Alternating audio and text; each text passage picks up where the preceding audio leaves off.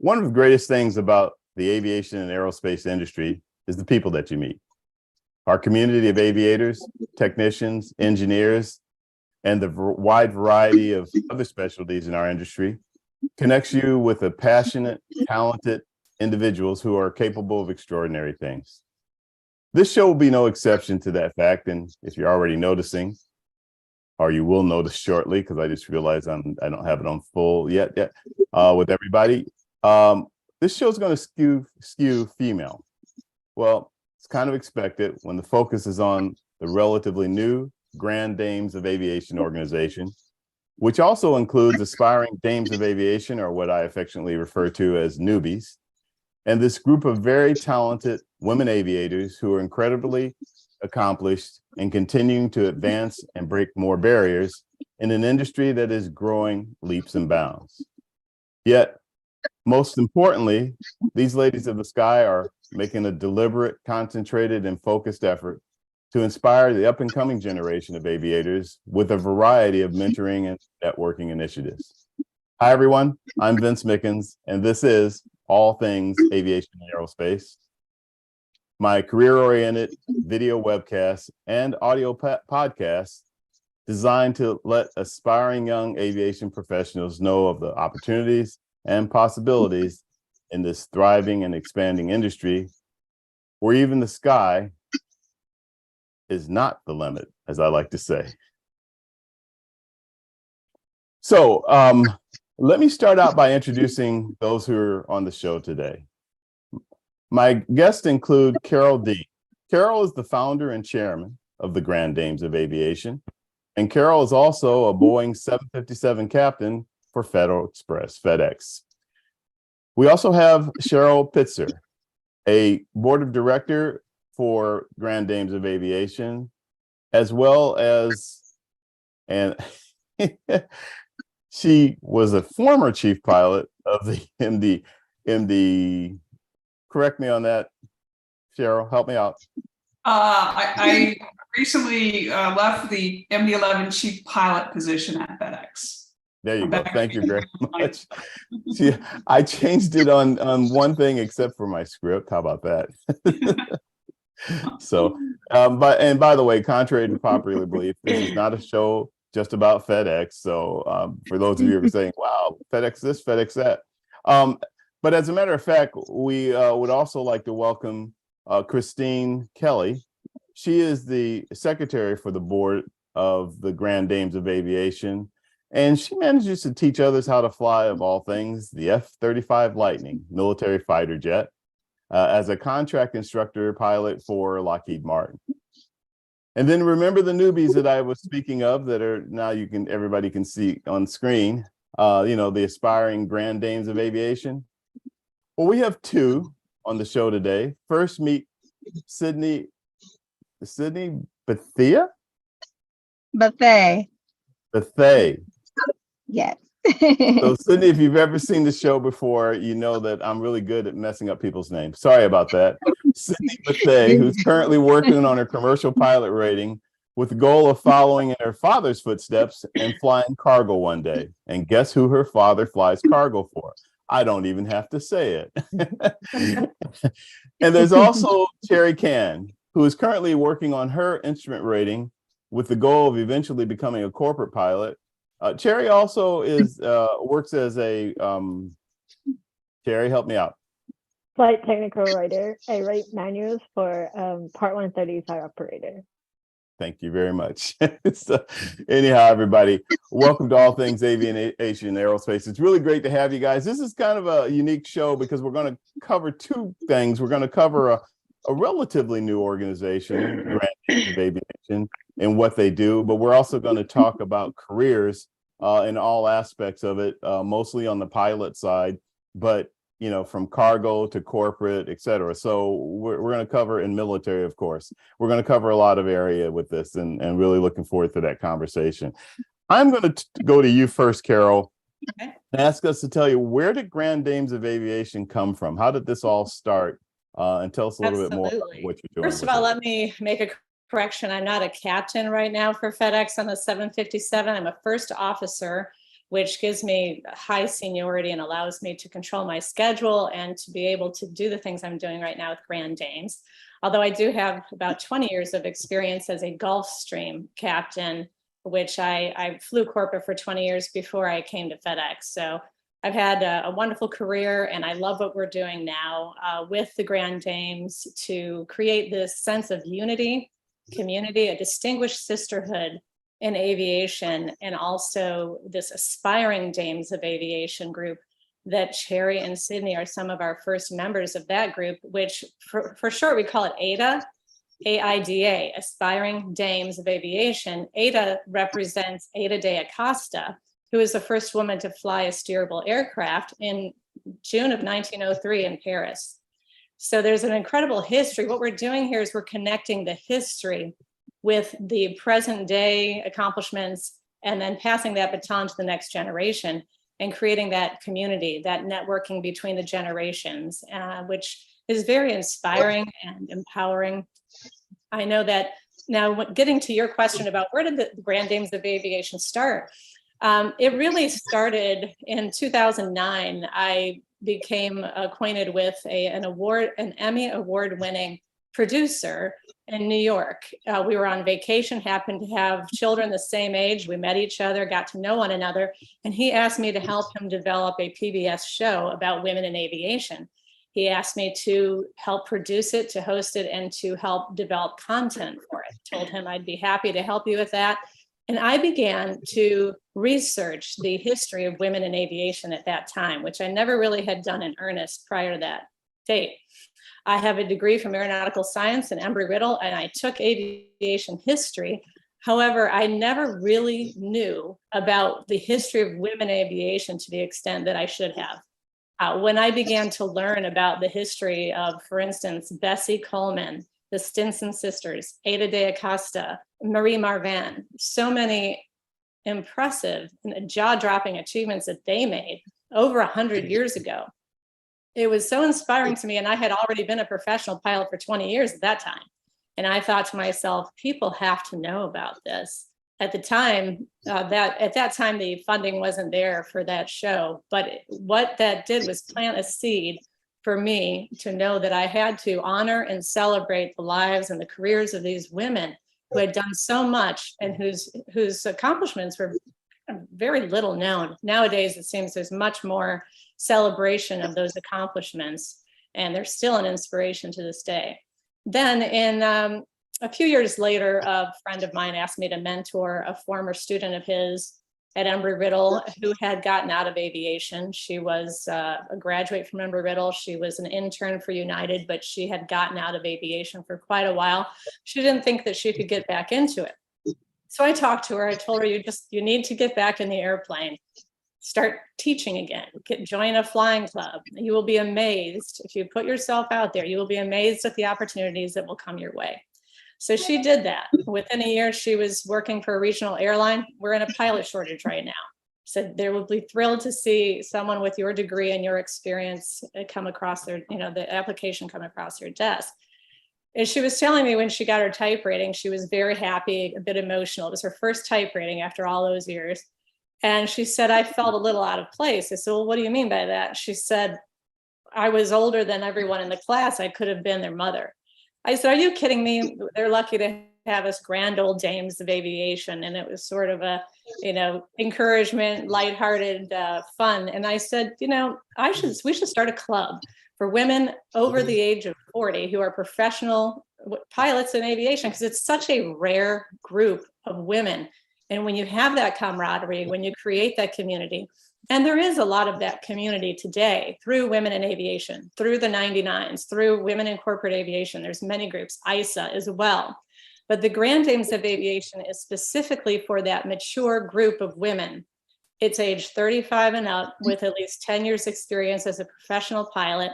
You're automatically qualified if you have those 10 years as a professional pilot. But Grand Dame designation can also be achieved by women who are not professional pilots. They just have to reach out to the board of directors to approve that membership. And after 2 years volunteer or service work as an advisor, they will too become an a Grand Dame of Aviation. What do you get? Well, you are assigned a Grand Dame number that will stay with you throughout your career. You will become part of this distinguished sisterhood. The founding board of directors is Grand Dames 2 through 11. Grand Dame and all the way through 100 are the living legends in aviation, women who are living legends. People like Eileen Collins, Patty Wagstaff, Wally Funk. Grand Dame number 1 represents all of the women who've come before us who have blazed a trail who are no longer with us. So that Grand Dame number 1 is an unassigned number that represents all of those amazing women like Bessie Coleman, like Marie Marvin, like Ada de Acosta, all of the other amazing women who inspire us. So that's the foundation. Researching the history and that spirit of mentorship, community, and sisterhood, and then realizing very quickly we grew to over 1,000 members. We decided to form the nonprofit, which we now have a website that I would encourage you to visit, www.granddamesofaviation.org, where you can learn more about our members, our scholarships, and also opportunities to join. We have, go ahead. We also have scholarships. We have one scholarship currently that is open called the Wings of Change Scholarship, and that is for women ages 16 and up who have a history of volunteer work in their community, who are passionate about aviation. And there's a $1,000 scholarship currently available. The window closes on September 30th. So go to our website and apply if you qualify for that scholarship.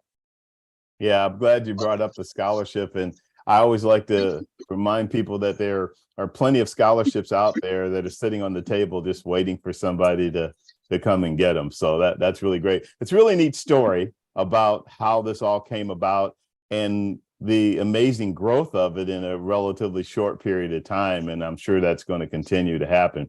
You know, the thing I sit here and think about, though, is I look at somebody like Sydney and Cherry, these young ladies that are just coming into the industry, just getting started with it and everything. And I wonder what they must be thinking sitting here with you ladies who are all very accomplished in your field, been flying for, a couple of decades, et cetera, and doing great things, what that must be like. So I'm going to open that up to you, Sydney or Cherry, whichever of you wants to go first, to ask, just what that seems like and feels like to you. Sydney, would you like to go first? You can go. Okay. When I first came about, because I applied for the scholarship, it came across, I don't remember how I came across the link of the website, and I found the scholarship, and I apply and I click on looking at the board members, and I saw the profile of everybody. I'm just amazed by these amazing women who had all these accomplishments, and I saw that you can join as like a mentee. So I sign up to be an Aspire Dame, and I'm sure I will learn a lot from this group of amazing women, and all the ones who have paved the way. Really, as Carol say, without they paved the way, we won't be at where we are now with all these women in the industry. Well, and the cool thing about it is these ladies are still paving the way, and you have a direct link with them. Tell us how you got started in aviation.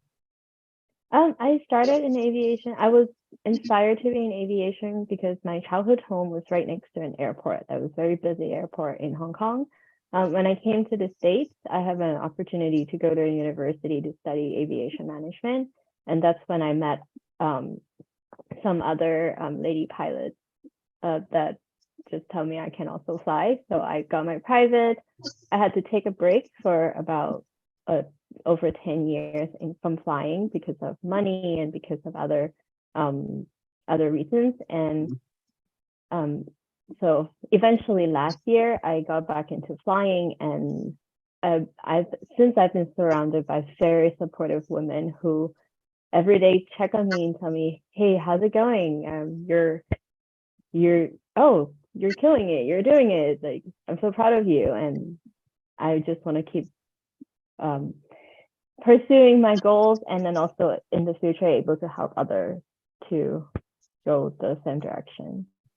Yeah, so one of the great things about what you're doing and working on, but what you do currently is you work as a technical writer in flight ops, and so that means you've got some technical skills. I saw even something on your LinkedIn about webmaster and things like that. Did you go to school for that? Because I think it's really important to point out that really no matter what your major is in college, you can still pursue being a professional pilot. It's yes, there are people that go the professional pilot track through school at schools like Embry-Riddle and UND, et cetera, and so forth. But there are so many that have degrees in things like English literature, but end up being a helicopter pilot or a fighter jet pilot or whatever the case may be. How about you in that regard? Where does the education and technical part come in? My education had nothing to do with my current role at the airline, at the carrier that I work for. I actually got this experience and become more technical through a previous job working as a fashion e-commerce manager, working on the social media, working on the marketing, and learning how to use the tools that applies to my job now, which is like using Photoshop or Illustrator. Yeah, I can never imagine that if my fashion background for 4 years would translate for my airline job. Wow. So from all of that to heading towards becoming a corporate pilot. Yes. That's the goal. How about you, Sydney? What's your story? My story, I grew up in a little place called Kingsville, Texas, 45 minutes from Corpus. Down there was not a lot of aviation that I saw. So me growing up, I was in track, cheerleading, volleyball, all of that. And I just wanted to be in sports. So that's what I had gone to college for. I went to Texas State and everything and got my degree in exercise, sports, and science. And then, I worked as a tech. And then next thing you know, I'm like, I don't enjoy this at all. It was not my passion. And like I tell people before, I talked to my dad and he was like, just try a discovery flight and see if, that's what you want to do. And that was the part. That's what So got all me. of this time, your dad's flying, right? He's a Yeah. FedEx pilot, but you weren't even thinking about it. I was not, like, I just ignored it. Like, he always told me growing up and I ignored it. I was just like, no, I don't want to be a pilot. And then I was like, well, here we are now. What happened on that discovery flight that changed the whole course of things for you? The instructor that took me up, he was there, but he really let me have a lot of the controls. And like me just doing it, I'm like in my head, I'm like, oh, this is what my dad does. This is what, like, it never occurred to me. And I was like, I like this. And so that's what made me, I was like, I want to get started. This is what I want to do this. And so dad is very happy, but you have found your passion. He's very happy. Ladies, all of you that you guys have been flying for a long time and have been through a lot with your careers, and are still doing a lot in aviation. When you hear these young ladies talk about what their experiences are, and both of them really not having aviation totally on their radar until a little later on and things like that, or having a gap like Cherry talked about. Can you give some insight on that from your perspectives? I think it's fantastic. I also have a degree that's not aviation related. I graduated with a degree in advertising and marketing, and I decided that I wanted to travel. So I wanted to work for an airline, and Continental was hiring flight attendants at the time. So I got my foot in the door and I planned to go into the marketing department, but instead I was always in the cockpit asking, what's that? How does that work? How do you become a pilot? And everybody was so helpful and excited to think that a flight attendant may become a pilot. So I started taking flying lessons, and the rest is history. So it's good for you ladies. Welcome. Yeah. How about you, Christine? You went the military route. I did. I think it's a testament now still to the fact that we're still such a very low percentage of the population of pilots. So perhaps the lack of exposure to women pilots doesn't allow younger women to maybe think of it as a career field, perhaps. Some folks, need to see themselves doing something in order to want to do it. I wasn't that way. There were no female fighter pilots when I decided that's what I wanted to do. And they didn't get to become allowed to fly fighters until I'd already been selected to go to the Air Force Academy. So again, motivations from different people, but I think that the more women pilots that are around and the more that we get the word out and try to mentor and advertise this wonderful career field, then we'll get a lot more interest. But I just think it's just a standard lack of numbers, unfortunately. Yeah, when you were selected to go to the Air Force Academy, were you already thinking about wanting to be a pilot, or did that come about when you were? No, I knew at the age of 5, I saw a bunch of F4s beating up the pattern in Southern California right over my head. And I knew that's what I wanted to do. Women couldn't fly fighters then, although the Navy allowed women to fly fighters, just not in combat before the Air Force did. It wasn't until 1993, after I was accepted to the Air Force Academy. It was kind of like a blind spot of mine. It's like, well, clearly I'm going to do this and it's just going to work out. And it did. Timing was everything, but that's how it ended up. It took a minute for it to happen. Fighter jets, was that a choice? Was that something you specifically wanted to do? Yeah, from the age of 5 on, I saw F4s and I said, that looks awesome. And then I saw the movie Top Gun when I was like in 5th grade, and like the first Top Gun. And again, that looks awesome, albeit in the Navy. So I wasn't really a big fan of the Navy because of boats and all that. But yeah, no, I've always wanted to fly fighters from the age 5 on. So I did that for 20 years in the United States Air Force. And flew the F-15E, flew the F-35, and now as a retiree, I retired at the age of 42. After 20 years, I now work for Lockheed, still teaching F-35 pilots, albeit in the sim and academics, but I get to fly GA on the side for fun. I really enjoy it. Yeah.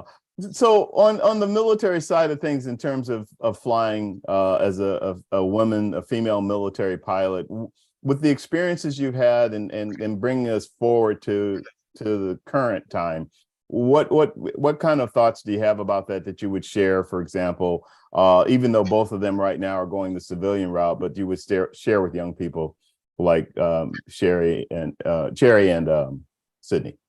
Well, here's the best part about flying in the military. All of your flying hours are free. All of your training is free. So I retired from the Air Force. Saw the big smile on Sydney's with face a CFI, MEI, all of the things. So, and I paid for 0 of that.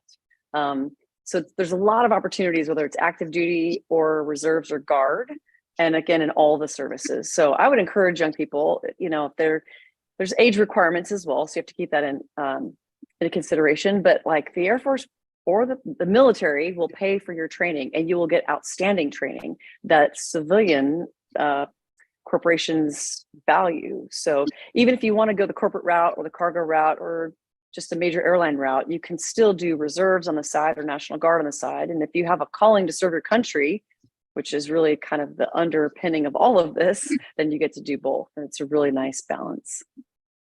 Nice. Who was I going to go to? Oh, Carol.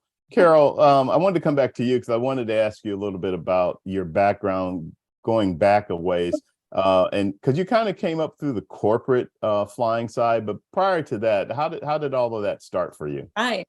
Yeah, for me, always growing up, tomboy, loved adventure, challenge, loved competing, with the boys and running around with my brother in the neighborhood. But when I was in high school, and I did a lot of traveling growing up, but when I was in high school, we had an assignment in the 10th grade, which I think they still do that a lot today, about a career. You were supposed to research a career. And I was taking this assignment seriously and trying to think, okay, what do I want to do this paper on? What do I want to do with my life? Well, there's so many things. I began to eliminate what I did not want to do. I didn't want to deal with other people's problems because my father was an attorney and I saw the stress in that industry, and my grandfather, they were all attorneys. So, okay, I'll eliminate that.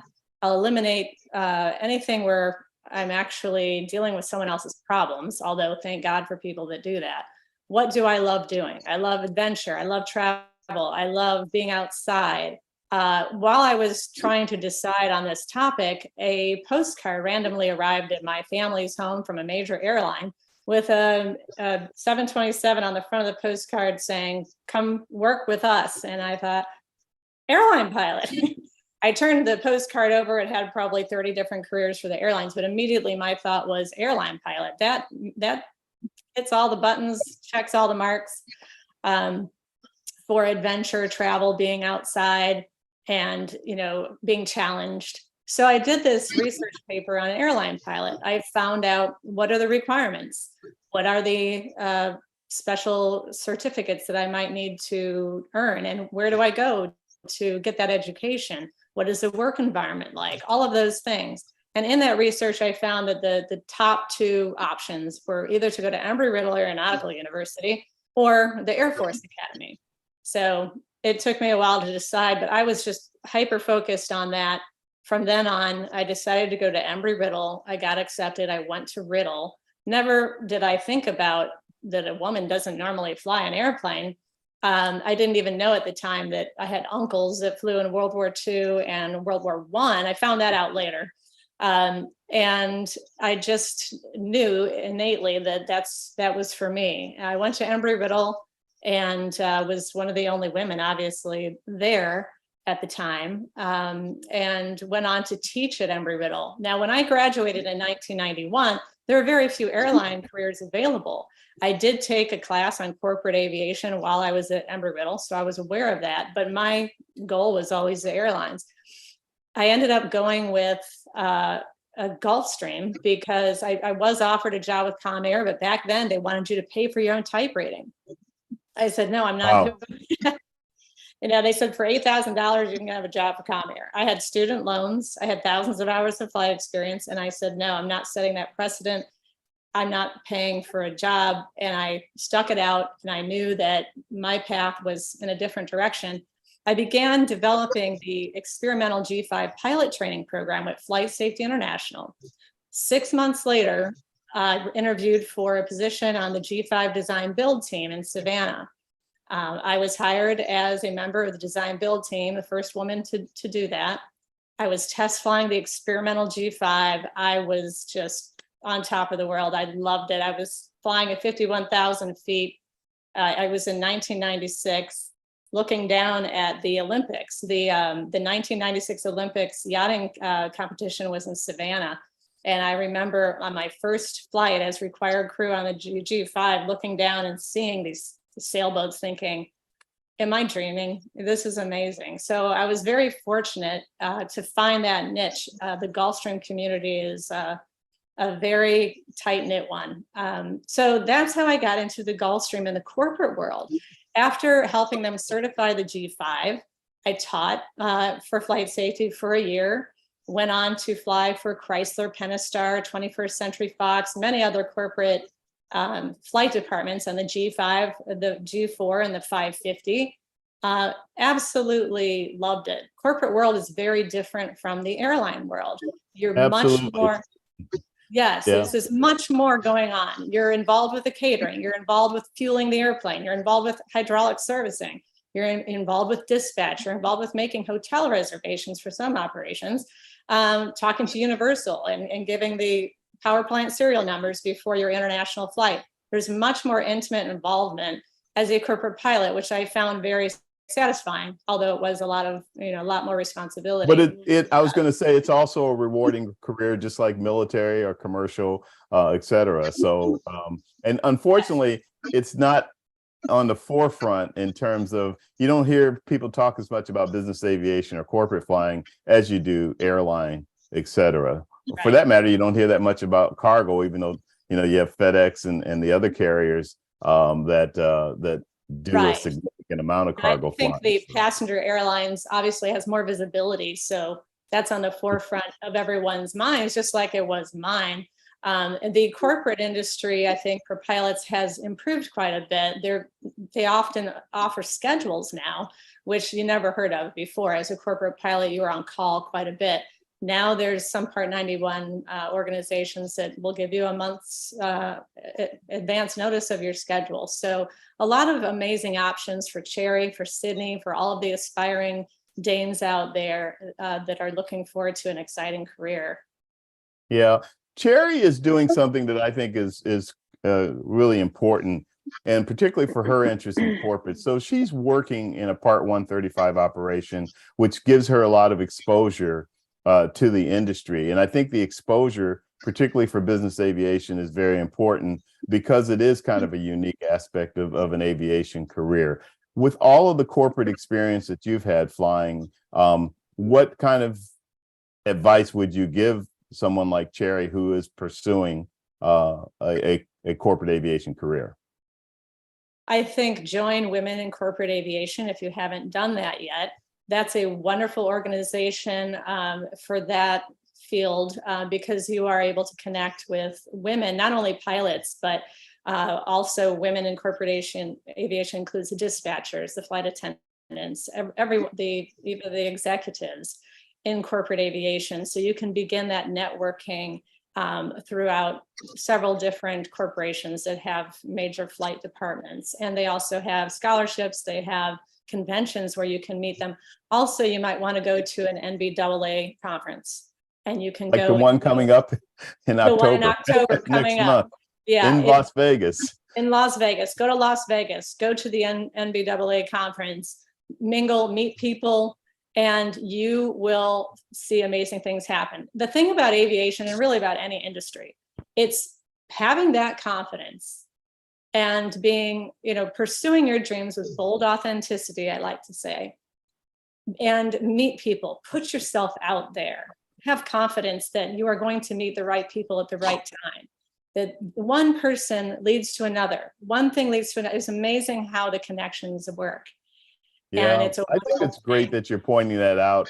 I do just about every show is talking about the importance of putting yourself out there, getting out there and getting involved in all aspects of the industry, because the more you do that, the better. So and there's so much that you can get out of it, and you never know who you're going to meet that at some point may have a very positive effect on your career. It'll our industry is big and then it's small, so it's one of those things where I was at the Global Aerospace Summit the last couple of days here in DC, and I was really surprised at a few people that I ran into, and I was like, okay, I wasn't expecting to see you here, type of thing, because that's just the nature of the industry. And then of course you start talking and you find out the same people and all of that kind of. You guys have been around, so you know exactly what I'm talking about. Right. Speaking of associations and getting around, I will say, Sydney, I was looking at your background and I see that you, first of all, I know you're very active with the Civil Air Patrol, which is great. So that might be why your ears perked a little bit when Christine was talking about the great benefits of flying military, because the Civil Air Patrol's connection with the Air Force, or being part of the Air Force. But you also you've been involved with OBAP. You've been involved as an ambassador for Girls Love to Fly organization. So then it made me curious. Grand Dames of Aviation. How did you discover it? How'd you get involved? I discover it. So Carol Dean, lovely, lovely woman over there. She introduced me to it, and she just kind of sent it to me saying, hey, this is the organization, and kind of told me a little bit about it. And so I went in myself and looked at everything, and I realized how, great of an organization it was. And I was like really inspired, and I was like, you know what, I'm definitely going to do this. I think it's a great organization, especially, with, lifting women up in general. So I want to be a part of something like that, because I like to also be that person when I get there to inspire other people. And, even though I'm not there now, I'm still doing it for someone else, because when I see there was a girl at the FBO that I go and study at, and she saw me and she came and asked me questions, and I was just trying to help out wherever I could. So, it all starts somewhere. Yeah, and I noticed you were shaking your head. as Carol was talking about networking and going to these different events and things like that. So it sounds like that really resonates with you. It does, because before I was really shy. I didn't want to speak and everything. And aviation has made me come out of my shell, has made me, if you want something, you gotta do it and put yourself out there and talk to people. So when she was talking about that, I was like, that is true. Yeah. Swinging it over to you, Cherry. What type of involvement, besides the Great Dames of Aviation, have you been involved with as far as different organizations and different things you've done to help further your career in aviation? Currently, I get my flight training from a flying club, a local flying club, from two CFI who are very passionate about giving an affordable training option for people who are like me, that work full time, does not have a lot of money to go for flight training or go to a Part 141 program. So I want to continue helping them develop this club and able to give more opportunity to people to have affordable flying option, flight training option. And I'm also part of PAPA, the Professional Asian Pilot Association. I help them with some of the social media work through my skill set I gained from working at a fashion company. So I'm really happy I have found this organization, because growing up, I don't really see people that look like me as a pilot in any sector of aviation. So I found this group. It's like I immediately found a lot of inspiration and people who I just want to be friends with, I want to be talking to. So yeah, you cut out for just a second, but you came right back. So okay. But I think we got the gist of it. Point taken. And Carol, that would swing me back to you, because it's been brought up talking about from a gender standpoint, and also from a person of color standpoint, for lack of a better way of putting it, in terms of the expanding opportunities for everybody to be in the industry. And I noticed that with Grand Dames of Aviation, there's some emphasis on that with what you guys do and your board makeup, et cetera. You want to share about that a little bit? That's right. I feel it's really important for the Grand Dames of Aviation to represent a diverse background, whether it's from our concentrations in military, corporate, or aviation, but also racially, in any way to represent, so that we can inspire all of the women who are coming up, like Cherry, like Sydney, that although we don't have a lot of women flying, and especially not women of color, less than 1% of all professional pilots are women of color. There's a reason for that. There's a reason, because they did not have the same opportunities that the rest of us had throughout the years. The WASPs, who we so greatly cherish and honor, that flew during World War II, although that they also received discrimination, there were women of color that also applied to become WASPs that were not allowed to because they were women of color. I think there were one or two Asian WASPs, but there were no Black WASPs, even though there were some who applied, because it was thought that they wouldn't be fit in, or they wouldn't get, So that is an injustice that has contributed to the fact that when women of color look up to the cockpit, they don't see anyone they possibly might identify with, other than a woman being up there, and say, "Oh, I'm a woman. She's a woman. I can be there too." It's when you see it, you can be it. As Teresa Claiborne, who is on the board of directors, and she is one of the founders of Sisters of the Skies, which is for Black women pilots, she often will say, if you see it, you can be it. And so that's partly why I try to encourage this diverse representation. We are a distinguished sisterhood, regardless of color. And we all want to be able to relate to one another, to encourage each other, to help one another. And that's the spirit in which I selected the board of directors, the spirit in which I found these scholarships, and also inviting Sydney and Cherry to be with us today to show that commitment. Yeah, it's so great to have both of them with us. And as you're saying very eloquently what you're making a point about, I was thinking of you, Sydney, and I was wondering, once you discovered that flying is such a great thing and decided that you really wanted to pursue it, did that also give you a different perspective and appreciation for your dad's accomplishment as a pilot for FedEx and you know, doing what he does as a career? It really does. He knew since he was younger that he wanted to do it. He did go the military route. He was a Navy fighter pilot before he went to FedEx. So that right there kind of showed me. And he talks to me all the time about, you know, the hardships he went through.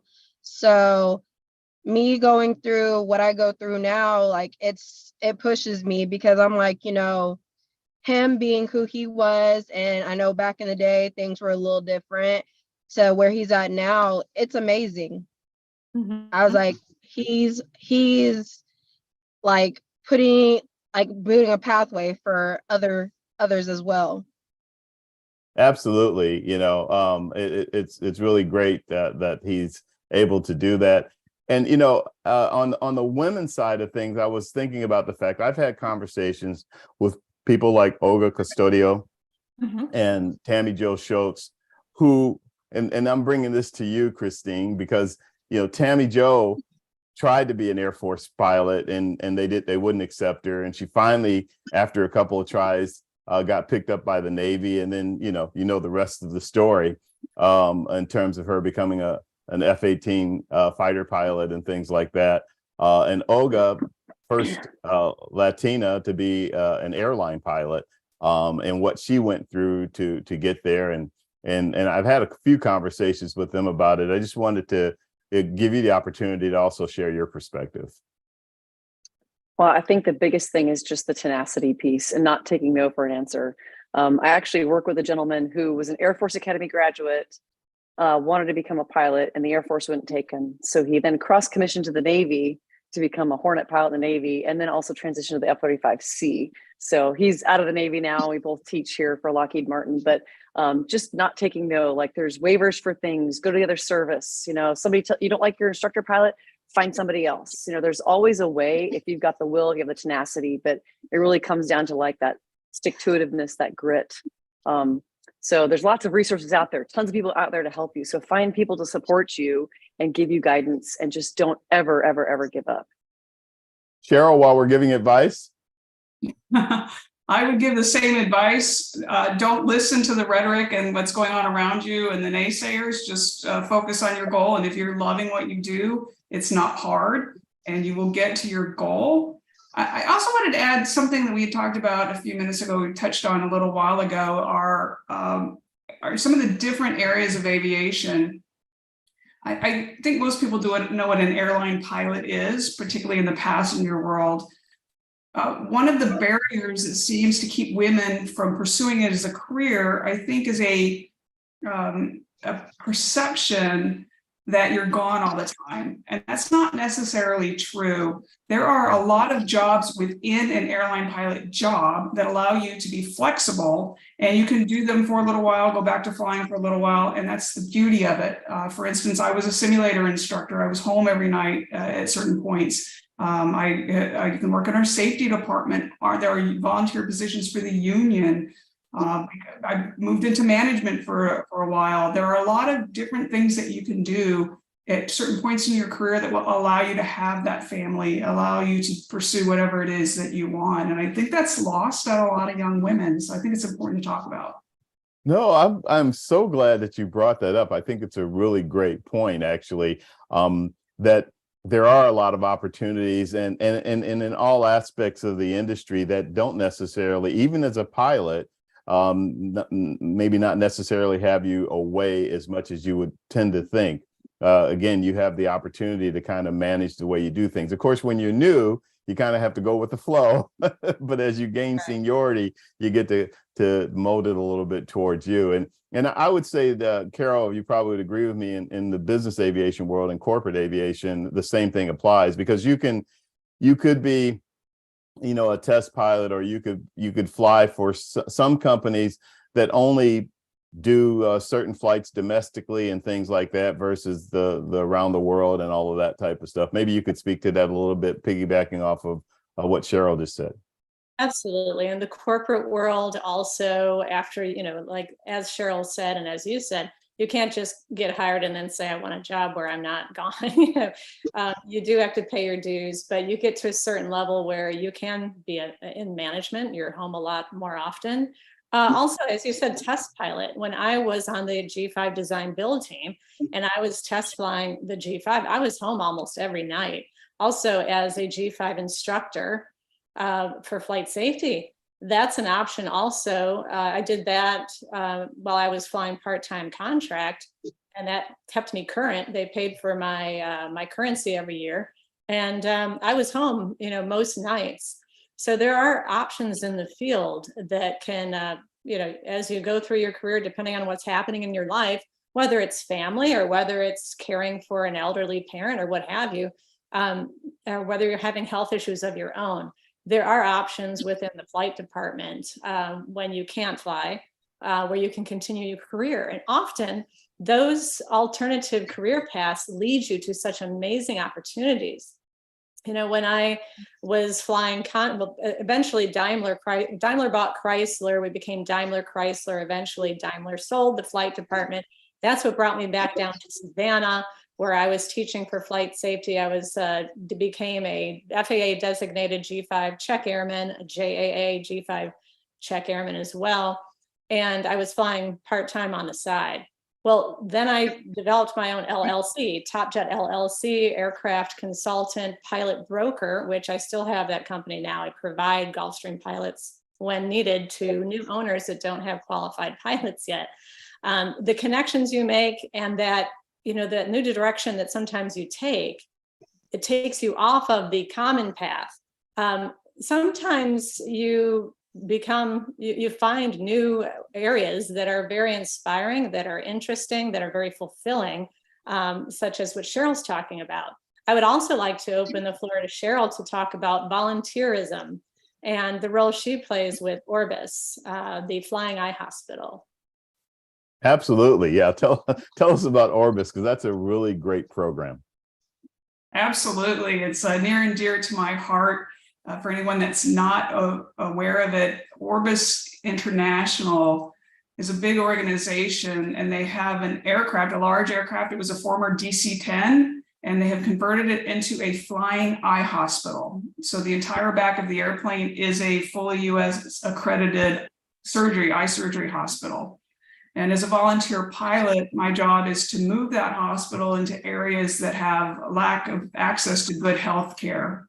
It's a teaching hospital. The idea is to leave the numbers behind. So I'm part of the team that will move the airplane into place. For instance, next week we're going to Zambia in Africa, and the airplane will sit about 3 weeks. Volunteer surgeons from around the world will come in, and they will teach the local doctors eye surgery techniques. And it's fantastic. And it's back to what Carol was saying and you all were saying about making these contacts. I came into this role.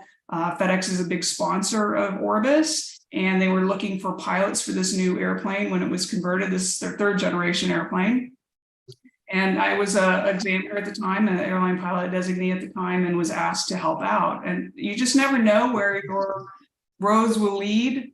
Being in management, I speak at webinars like this quite often for different organizations, and it's so inspiring to see this up and coming generation like Cherry and Sydney. So you just never know where that inspiration and where your career is going to lead you. Yeah, absolutely. I wanted to go back to you for a second, Christine, back to what we were talking about before Orbis, and that was in terms of, I wanted to ask you, from your military experience, et cetera, is the same opportunity there to kind of at some point be able to have a schedule that, is a better lifestyle or whatever? That's a tough question to answer because the needs of our nation call, right? So depending on the squadron that you're in, if you're in an operational squadron, if it's your time to deploy, you got to deploy. Unfortunately, when I was flying, the Air Force didn't really know what to do with pregnant fighter pilots. And so I wasn't able to fly for that time during my pregnancy, and then I was not qualified on the airplane anymore. So then I had to go through a whole requal after that. So that wasn't ideal. We've come a long way. The Air Force has some waivers, so you can actually fly high performance ejection seat airplanes while you're pregnant if you sign a waiver. So there are lots more options to be a little bit more friendly there. Should you be married to someone who's also in the military and have children with that person, there's also family care plans you have to have on file in case they both need you to deploy. So unfortunately, there's no easy answer to that because it's our nation calling. So if they need you, you got to go. But I will say, as a fighter pilot, unless I'm deployed or on a TDY, or we're going to go out and do some training away from home, I'm home every night. So local training, it's just local training stuff is what you're doing as a fighter pilot. Now, as a heavy pilot, you're actually taking people and things places. So you're gone a little bit more. So just, you look at, do I want to go mobility? Do I want to go fighters? And you can, kind of figure out your lifestyle of choice there. Yeah, that makes a lot of sense. I was going to also ask you if you had any comments about how significant the Civil Air Patrol is, because I think that's a really great aspect or auxiliary part of the Air Force. I don't know much about Civil Air Patrol. I have had friends with kids involved with it. I think it's wonderful. I've got a buddy who flies with them. Wonderful opportunities to get in there and fly for free and also serve. So that's all I'll say, because that's about the extent of my knowledge. Okay, sorry to put you on the spot about that. Okay. Yeah, I just said Air Force, and anyhow, so we have a few minutes left, and I wanted to give both Cherry and Sydney an opportunity live on this show right now to ask any questions that may have come to mind while we've been talking for almost an hour now about the Grand Dames of Aviation, but more importantly about your career aspirations and the direction you're going. Do you have any questions about corporate flying, military flying? I guess you know a little bit about cargo flying, Sydney, since one, you work part-time at FedEx, and two, Dad does it all the time. But any questions for the panel? Can I ask a question for Sydney as a daughter of a pilot dad? How did you feel when you were a girl and looking? Maybe your dad was gone sometime, and how do you feel like he was not there? Do you feel like he's actually home a lot because through his career he had more seniority and he was home more than other dads compared to your friends? With that, he really did try to be there when he could. I knew that he had to go work and he had to go fly. So it wasn't a big thing, but he has kind of made it now to where he makes a schedule around, sporting events, everything like that now. So I know he had to build seniority, and before it was kind of rocky, but I mean, he made it work. So he was there. He made sure, he could be there. So that's what I'm looking for, when I get to that level is, just trying to make sure I be there for my family when I can. And Sydney, do you have any questions for anyone? Okay, I know it's a little different. I know they mentioned, being pregnant while flying. How did that go for everyone else? Well, when I was pregnant, I was a G5 pilot at the time for Chrysler Pentastar. And really, I only flew probably about 12 weeks when my one of the oncologist experts said that he didn't think I should fly because he was concerned about the high altitude that the G5 flew. I was asking a question about solar radiation. He said, no, solar radiation is not a problem. But he said the high altitude that the G5 flies, he felt that if there was a pressurization issue that the membranes could rupture or what have you. So I didn't fly after about, I think it was 12 to 14 weeks of pregnancy. But I know that there's many women today that fly, well into their 7th, 8th month even, and that's a personal choice. I think that it's possible. It's something that you can do. And if you don't want to do that, then that's something that you can work out with your company. Yeah. Cheryl? I remember telling my daughter, you know, you were with me in Paris and you were with me in Venezuela before I even knew you were with me. So, Cheryl, did you have yeah, anything to contribute to that before we wrap up? I don't have any children of my own. It was like I said, I was a flight attendant, and when I made this career choice, I knew that it would be something to consider whether or not to have children.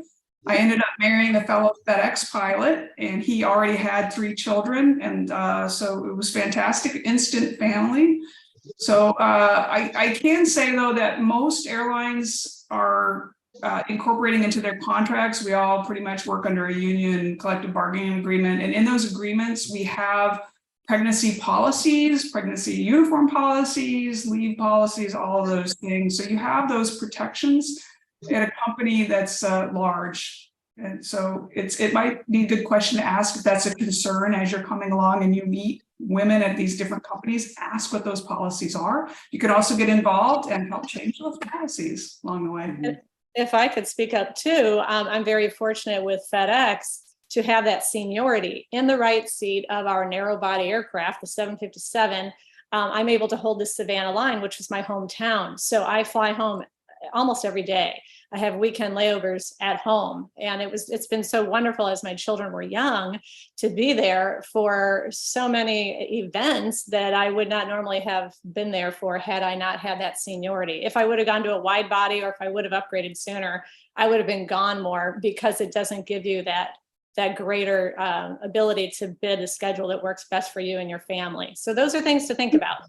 You don't have to be junior more than once. If you're junior twice, it's your own fault in the airlines. And I would like to also encourage everyone to please go to the website, take a look at our memberships. There's also opportunities for men to join an honorary fellowship, and apply for that scholarship if you're qualified for it. Cool. So we only have a couple of minutes left, and I like to do a quick around the room, which we'll do a little quicker this time. But all points well taken with what you guys just shared for Sydney's sake, and for everyone.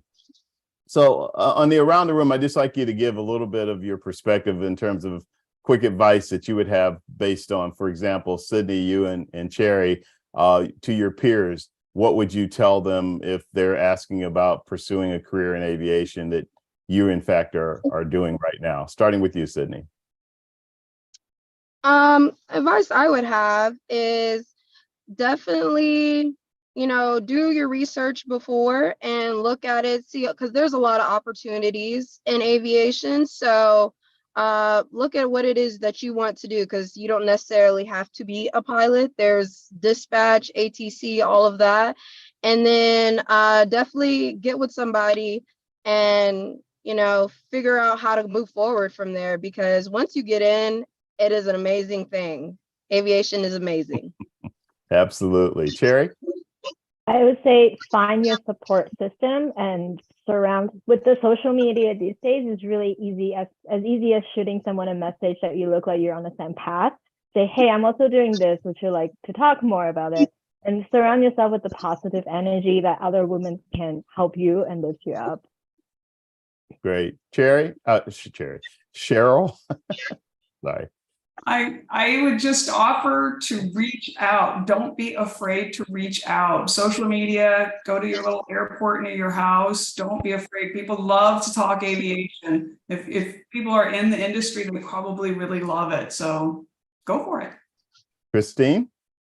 Yeah, for young people who aren't sure if aviation is a career path they want to pursue, I would say go to your local airport or find somebody who's a pilot, talk to other people. I mean, I fly my kids' friends all the time. EAA Young Eagles is a great program as well. Kind of that discovery flight that Sydney mentioned, try it, see if you like it, see what sticks. So try it at an early age. My girls are not interested, which is a bummer, but their friends are. So I'm going to keep working that angle. Christine, I'm just hoping my girls one day will get their private pilot's license. That's about the extent of their interest in aviation, even though they've flown with me since they were infants. Carol, as I always like to say, take us our I'll say fly us home. I will give the advice to pursue your dreams with bold authenticity, have that confidence, and reach out, network with people, join the aspiring dames of aviation, join the Grand Dames of Aviation if you have that qualification, and join the Honorary Fellowship of Aviation to also support our mission to celebrate, educate, and inspire women to believe, achieve, and succeed in aviation. Also, don't forget about the Abington Grand Dame watch. You can also find a link to purchase this watch on our website. This is what funds our scholarships. And it was actually recognized by the GPHG, the Grand Prix Horological Geneva, which recognizes the top design watch of the year. So we're very thrilled to have that designation. And it's an awesome, awesome watch made by Abington. You know, you did that like you were on a shopping network, right? Well, I had to get that in there. What's your website address again, real quick? Okay, it's www.granddamesofaviation.org.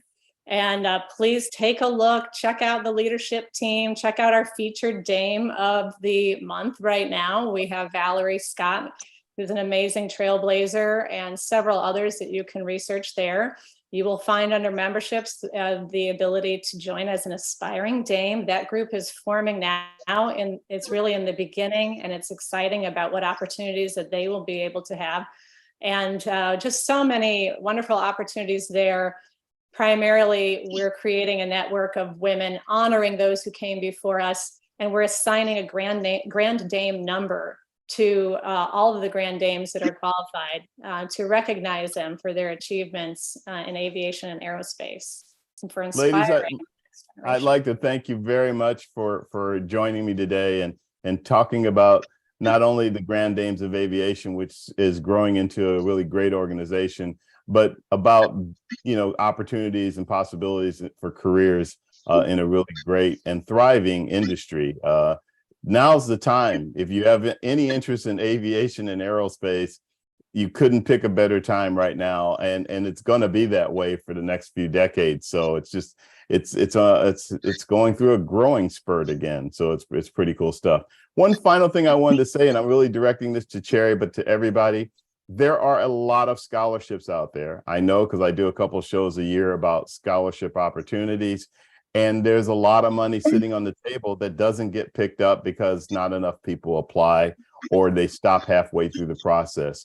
There are scholarships for every aspect of this industry. So it's just a matter of checking in with the different organizations. You had mentioned EAA, there's AOPA, there's MBAA, and I could go on and on with the alphabets, as well as, of course, Grand Dames of Aviation. So there's a lot of money on the table out there to help people get through their different ratings and progress with their career. And not only for being a pilot, there's scholarships for scheduling and dispatching, et cetera, et cetera, et cetera. So now I've run out of my own time. Ladies, thank you very much for being with us today.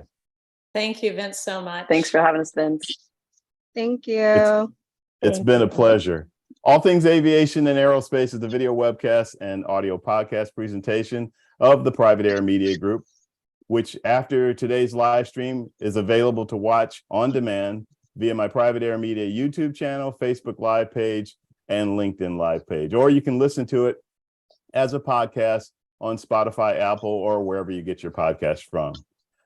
Until next week, please take care, stay safe flying if you're a pilot like me, and blue skies.